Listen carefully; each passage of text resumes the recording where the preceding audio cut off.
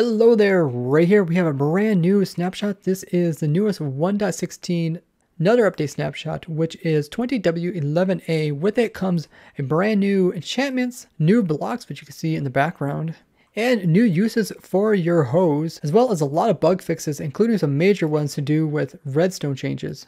Remember guys to go ahead and subscribe and join our snapshot testing stream, which will be right after this video when it goes live. We'll have a server for you guys to join as we test out the newest things and see what kind of craziness we can do with it. You can find all the information down below. Now let's get into all the crazy changes in this one snapshot. They came out with a brand new enchantment. This is Soul Speed, and it can be enchanted up to level 3. You can put this on your boots. This allows you to walk faster while on soul sand. So just put it on and look how fast I can walk on it. That is pretty crazy. Also, there's these particles that are coming out of the soul sand. It looks like little ghost faces, very similar to the soul sand faces that you see in the texture. But by using this enchantment on your boots, while you walk on the soul sand, it will slowly degrade the boots. So look how much durability they already took. And you can only obtain this new enchantment by bartering with the pesky piglins. It looks like the speed with soul sand speed 3 is the same speed as walking normally on normal blocks. So it's like it completely removes the soul sand effect from the player. They also added gold into the nether dimension. This is what it looks like, the ore form, nether gold ore. It is exactly like the normal gold ore, what you find in the overworld, except this one you find in the nether dimension. So you can smelt it up like any other ore in a furnace. And it looks like you can pretty much find it anywhere in the nether. I found it down low. I also find it quite high here in the ceiling. This was requested by somebody on Reddit that they should add gold into the nether because piglins as well as zombified piglins have gold, and the main theme of this dimension is gold. So now we have 3 different types of ores in the nether dimension: quartz, gold, as well as ancient debris.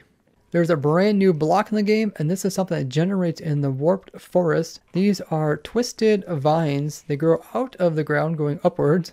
Look very cool. So in the Crimson Forest, we have the weeping vines, which grow downwards. Here we have the twisted vines, which grow upwards. Very, very cool. They add a lot of life here to this dimension. Let's see if we can go ahead and climb them. Let's get inside them and press spacebar. Yes, you can climb them. Nice. That is really cool. So they remind me a lot like the Mario vines, which you can climb up. So now the warped as well as crimson variations biomes have very similar things. We've got 2 different types of fungus, 2 different types of roots, and also 2 different types of vines. One thing that the warped biomes still have, which is the sprouts. There's no crimson variation for the sprouts. Now they did say that you can now use bone meal on the twisted vines, so we can bone meal those and they will grow. Holy muggers, that thing grew a lot with 1 bone meal. Here, we've got a big open area. Wow. And you can bone meal this top piece. Yeah, I guess it jumps 5 blocks at a time or 4 blocks. That's really impressive. So you can also bone meal the weeping vines. Let's go ahead and bone meal those. Okay, those grow, well, it's kind of random. They can grow a few blocks at a time. They grow downwards. Oh wow, that one grew a lot. They grow, I guess you grow any piece of it and it grows the bottom. Oh nice. So you can actually just keep bone mealing this and keep making a ladder downwards. You can do the same thing with these. Keep growing this. Oh wow, that's cool. So you can essentially make a ladder above you by staying down here. And the weeping vines, it should grow on their own as well. So we press F3, you can see that their age is 16. And they're just like the weeping vines where when they get to a certain age, they will no longer grow any taller. It's definitely going to be fun making some new farms out of these guys. They also say you can now bone meal kelp as well. I guess we need to have a water source on top of this. I'll just set blocks of water in here and see if it works. There's a kelp piece that we can bone meal it. Yes, we can. That is very nice. Let's bone meal the bottom piece. Oh yeah, it can also grow multiple lengths at once. Hose now have some more uses. So now they're the proper tool for breaking stuff like hay bales. I got myself an efficiency 5 one and give myself haste 2. Let's see if anything is instant mine. Oh yeah, that looks instant. They're also a proper tool for target blocks as well as dried kelp. That's very nice. Shroom lights also been added. Try those. Wow, thing is so fast. As well as the nether warp block and the warped warp block. They're both able to be used by this. And it looks like all these blocks are pretty much instant mine with the hoe. That's really cool to see the hoe have more uses. So if you're building out of some of these materials and you want to tear down something, you come in with the hoe. Of course, One of the few places that you'll see these type of blocks naturally is in the huge fungus, which consists of a lot of the wart blocks, also the shroom lights. Other stuff you won't find as much in natural form. They also fixed the armor, so the netherite stuff is right below the other stuff in the creative menu, as well as the tools. You see the netherite stuff is right here. In this snapshot, they also reintroduced the ability to place stuff on top of soul sand, as well as 8 layers of snow layers. So you can now put like doors on these, or rails, buttons. You can see they get placed on just fine. Same for like pressure plate, redstone dust, and those type of components. For quite a while you couldn't do this, and soul sand as well as the snow layers used to have this property. And on the ProtoTech SMP server, as you guys know, we like to collect rare and discontinued blocks, as well as items and mobs. And since we've seen this was a problem, we went ahead and actually collected a bunch of blocks with different types of stuff on top of them, knowing that it would break in the future. So it's really cool to see that they fixed it once again. But oddly enough, in the past, you could do just 7 layers of snow, and you could still place like rails on top of those. So we actually have some of those collected on our server. Yeah, if you guys don't know about the ProtoTech SMP server, it's the oldest vanilla survival server, and we never reset the map, so we collect a lot of rare and discontinued stuff that changes throughout the version. You can learn more about it down in the description. Now recently we actually made a display case where we have like doors sitting on top of hoppers, because in this version you can't do that, and it seems like they never changed it. You can put like rails and some things like pressure plates and stuff like buttons or torches or doors still can't place on top of these. So we have a bunch of those saved up on our server in case they don't ever fix it.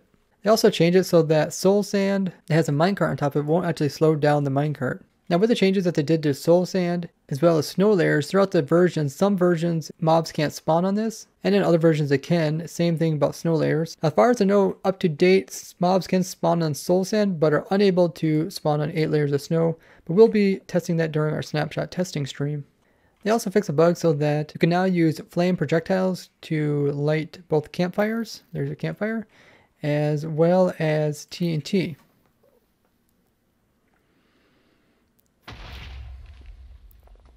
Looks like there's some kind of visual bug there with the arrow. They also fixed some problems to do with bales not ringing when some projectiles would hit them, so now they should work with all projectiles. And oddly enough, the bale, even though it is kind of a redstone component, it is here in the decoration tab on the creative menu.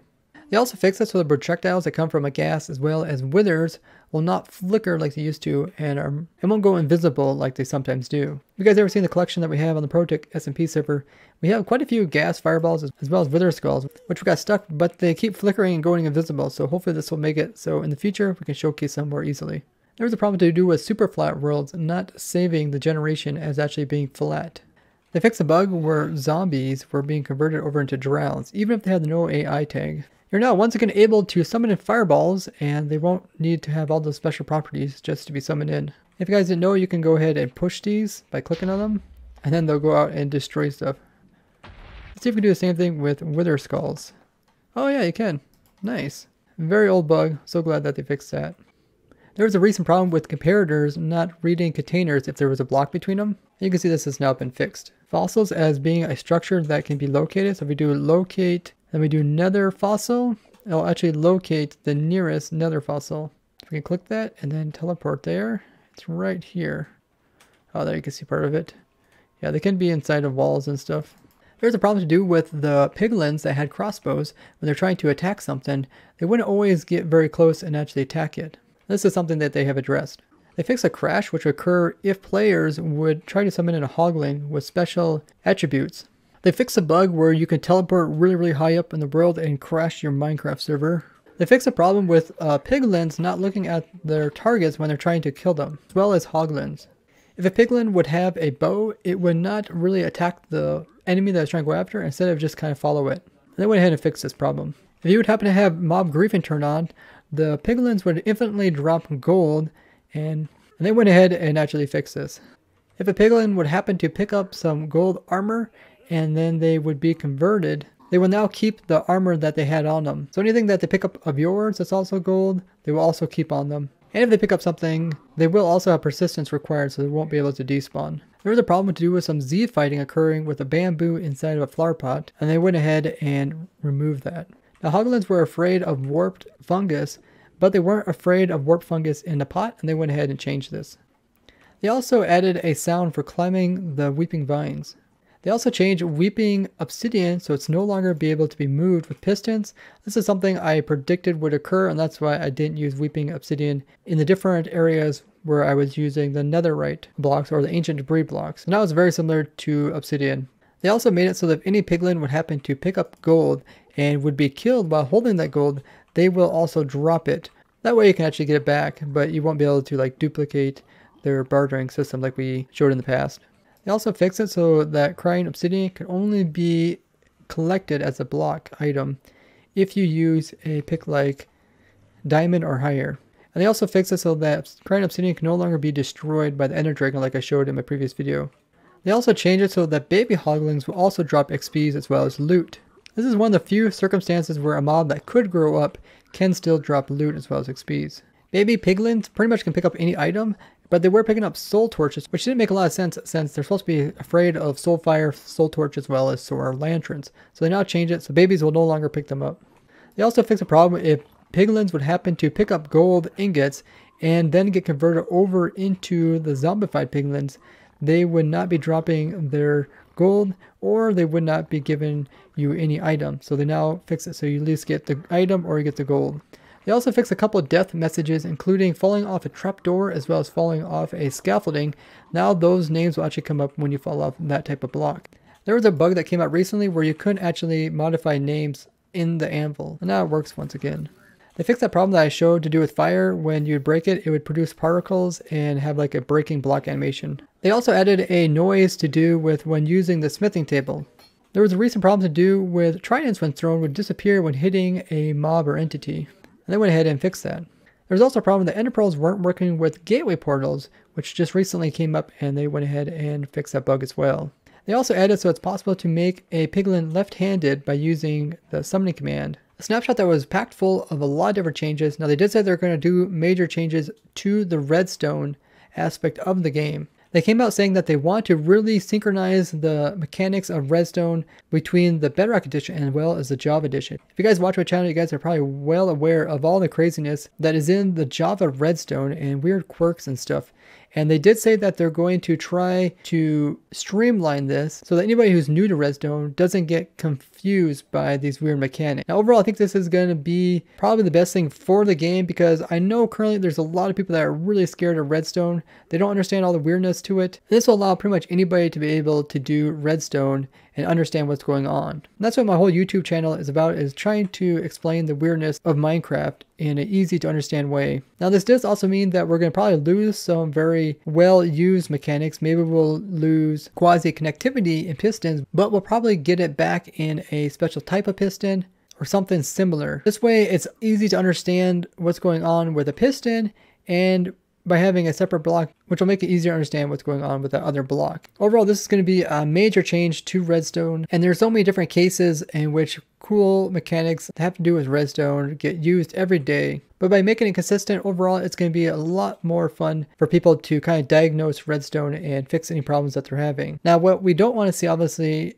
for those that use Redstone, we don't want to lose stuff like quasi connectivity altogether. We don't want to lose like the 2 game tick pulsing of pistons, making them drop their block. If they want to kind of like make an easy way for new people to understand how to use these mechanics, that's fine, but we don't want to lose those mechanics. One of the things I actually suggested to the developers to kind of get people on board with like pistons and Redstone is allow it so that players can actually move blocks with their player. Like by pulling down a special key, you can pull a block closer to yourself, or push a block one farther from yourself, or pull it up or pull it down. This would also help in survival builds. Like you could put in an observer facing one direction, and then you could pull it over here and make it fit into a tighter spot which you normally couldn't place a block into. Overall, I think this would really change the game of Minecraft as well, and make people not so afraid of like Redstone, especially the main thing in Redstone, which is pistons, because they move blocks. So be aware that this is coming out in the snapshots, so make sure to test a lot of your Redstone components and see if there's anything that changed. If you guys do know something that changed, let me know down in the comments. Overall, a very nice snapshot where they did a lot of bug fixes as well as a couple new features. And remember guys, after this video, you guys can come join us during